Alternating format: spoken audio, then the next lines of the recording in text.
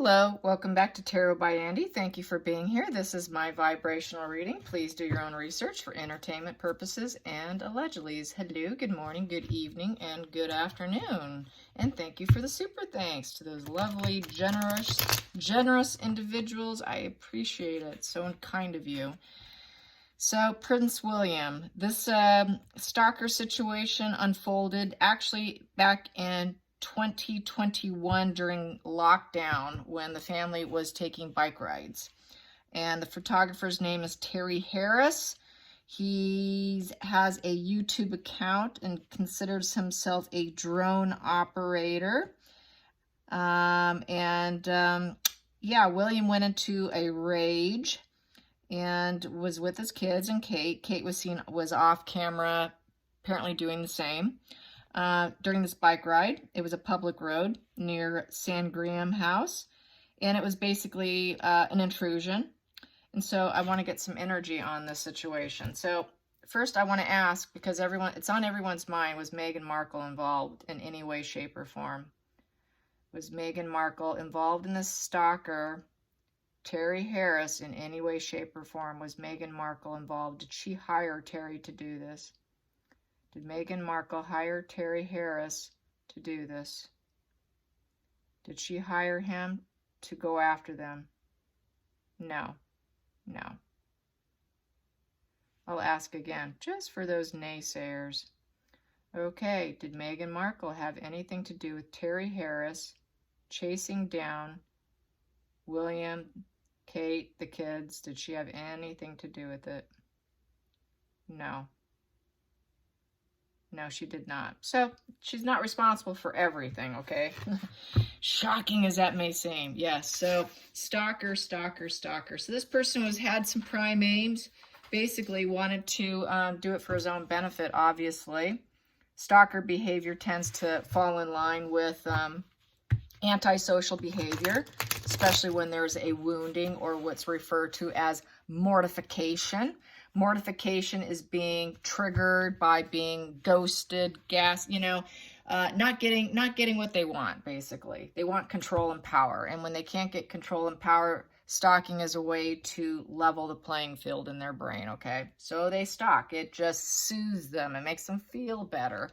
So that's what stalking really is about. It's about the mortification, the trauma wound that they feel they have, and it's your fault, and they're going to remedy it any way they see fit. So they will stalk you. Yes. I have notes on it. I could go deeper, but I don't know if everyone's truly interested. Yeah, but the thing is, with a narcissist, if you do it with a narc, if it's such a heavy, deep wounding, they're so dependent on how other people's reaction is towards them, they typically will not go back. A deep mortification causes suicidal feelings. They feel so threatened and so weary of you, they will stay away from you. Unlike what a lot of channels will tell you, if you follow Sam Vaknin, he says that's something that everybody seems to get wrong. If you wound them enough, they will not dare hoover you. However, with the borderline, they will. A borderline will stalk you, and so will a psychopath, okay? I apologize if people hate those comparisons, but this is according to a professor, okay, of psychology, all right? It's not coming from my top of my head. I get it from other people, not me. It's not coming from my brain, all right? So it's a loss of supply is mortification. And, it's reckless acting out, basically. It's from that fear of abandonment, rejection. And it causes this decompensation within them. And so what they end up doing is they act out of defiance. They get aggressive. It is very much the antisocial personality side of them, okay? They've got an empathy switch on and off. So it got turned off at that point in time because they needed to fix themselves. So then after that, they tend to quiet down. This is with the borderline. They will typically quiet down, go into contemplation, feel shame from it. And that induces more mortification. They say that in order to really treat a borderline, you need to induce mortification within them in order to get a positive outcome with therapy. Yes, it sounds crazy, but that's what he says. You got to mortify them in order to get that grandiosity down to a rock bottom so that they actually can be worked with and receive treatment. With a psychopath, not so true. You cannot do that with a psychopath. All it does is it frustrates them. They hate authority. They're very goal-orientated, and they're going to do what they need to do to get what they want. So you can, the mortification for a psychopath is more abuse. It goes into total abuse, unlike with the borderline. The borderline will end up collapsing, and then you can work with them, but not with the psychopath. A narcissist will just avoid you like the plague. Whoa, you got me too suicidal. I need other people's adulation. I need you to love me. You know, so they need that validation. So they typically know they're not going to get it, so they will avoid you. So that's what the professor has to say about that. So just a little insight in case you don't feel like watching a 45-minute video. I gave you basically the cliff notes of a 45-minute video. So I do it for you if you don't want to. All right, so let's get some energy on this guy, this Harris dude. What is his name again? I had his name written down. Hopefully you can still hear me. Terry Harris, the photographer, the stalking photographer that they went out on. They just went off on him. What was his prime aims? What was Terry Harris's prime aims? Because he's kind of a stalker. So I would say there could be some fan energy for the Sussexes and acting on that behalf, quite possibly. Or it could be just as simple as trying to bust someone not adhering to lockdown, because it was during lockdown. So I would say, yeah, we have here the Lovers in reverse. So he's not a fan of probably anybody at this point. We have here the Lovers in reverse with the Knight of Pentacles, that slow, steady wins the race card, trying to be aggressive in getting what they want, not giving up, staying on the course. So he stayed on the course, but he ended up falling here because this is actually in reverse. So he went to do something, but he failed at his mission. It was a failed mission because that Knight is literally falling off the horse.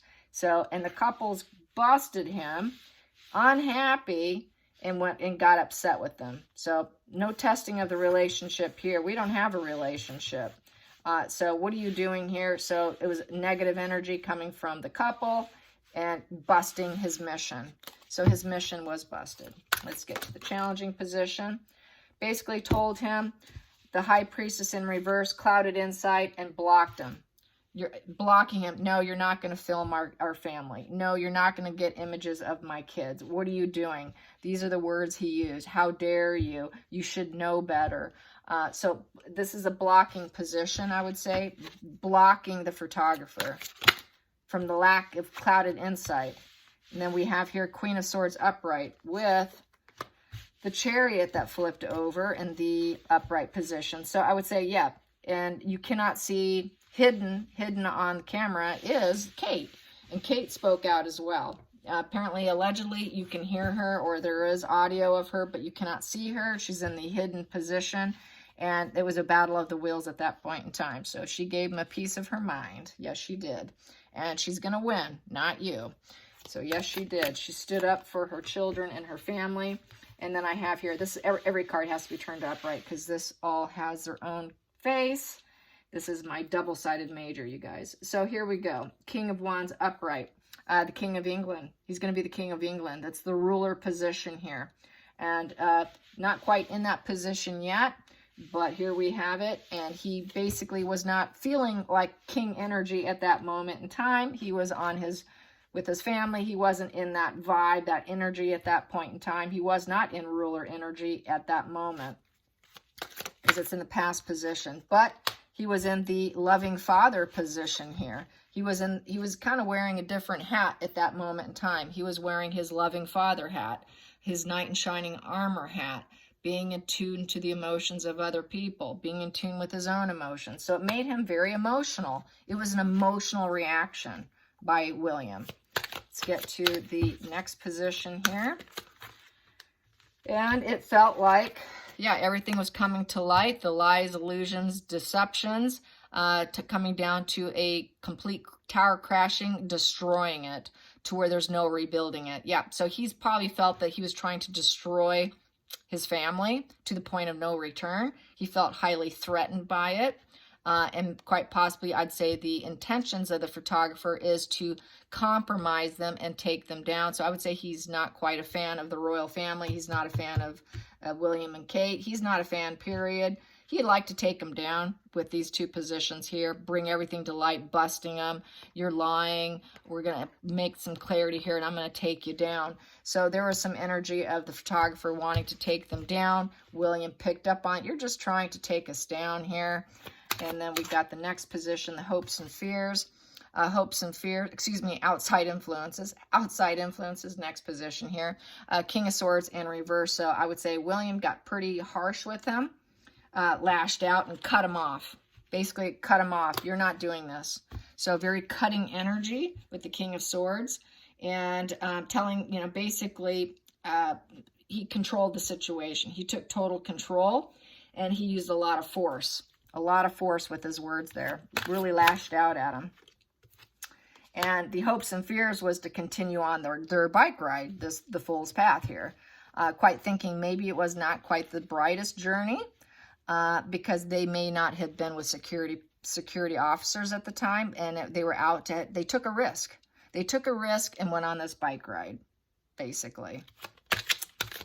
And that's what happened. Final call. We have here, oh, no, the moon in reverse is here. I take that back. Moon in reverse is here. Moon upright here. My bad. I mess up sometimes too. So we have here, down here, the feelings was, the illusion of trying to take them down, the illusion of trying to do some kind of unwanted change here to the worst degree. And the final call was everything came to light. Everything came to the surface. The clarity of the situation came through, that this guy is a drone operator who considers himself a journalist via drones, via spying, via stalking, paparazzi. So it all came to light why this guy was doing what he's doing, which is probably likely for his channel to publish in places that are not part of the royal photographers or royal journalists. He wasn't quite a royal journalist, but probably likes to paint himself as. Let's get to the center of the deck. Yep, he does not have idealistic energy. There's a lack of idealistic energy here. Wants to paint them as unidealistic in terms of for the family, and affect Queen Elizabeth here as well. So he doesn't see the family as idealistic whatsoever. Definitely not a fan. Yeah, pretty much I'd say a hater, and wanting to catch them doing something they're not supposed to do, which was go on this bike ride during lockdown, out off a public road, thinking this is going to put some negative influence, that they're not idealistic and they're breaking protocol. They're not doing the lockdown that they're supposed to be doing. So this is kind of what his aims were, and simply not being a fan of the family or of William and his family, and probably enjoying that process, really. So feeling that that's just his job. That is just his job. How does he feel now about the situation? How does Terry Harris feel? How does Terry Harris feel now that everyone's talking about it? How does he feel about everyone talking about this situation? How does he feel about them talking about it? He feels a bit destroyed, Four of Swords here. And doesn't want people to pay attention to it too much. He knows it was sort of feels it was emotional manipulation, smothered by it. He feels totally smothered and defeated. Feels like he's sort of like this thief in the night kind of thing, the snake in the grass of the Seven of Swords, like he's just this sneaky, trickery individual, and that it was poor judgment. Now he's got some self-loathing and self-doubt going on now with the Judgment in reverse. Doesn't like the judgment call, that people are judging his soul, and just basically calling him a snake in the grass, and just such trickery, not appreciating the trickery here to get the shot, get the video, and that he's basically an emotional manipulator and smothering energy, smothered them through trickery, and he's really in a lot of self-doubt now. He's experiencing a lot of self-doubt and feeling quite defeated, needs to take a step back in order to get back up and recover his own life and recover himself. So this is taking a step back, taking a fresh breath, trying to get some new perspective, knowing that what he did was not the best idea, and does not want people to really pay attention to it, hoping it goes a bit unnoticed. Same with this, hoping it goes a bit unnoticed, but knowing that everybody's judging. So not happy at all. Let's get another card here. We have here the Door to Spirit. So, yep, Door to Spirit, and it came out in reverse. So, not feeling like they were being protected, really. Let's see, where's my book? I got to make sure I don't block the view here. Here we go. Door to Spirit. I'm going to read from what it says in the book here. 35, because I'm not 100% certain. 35.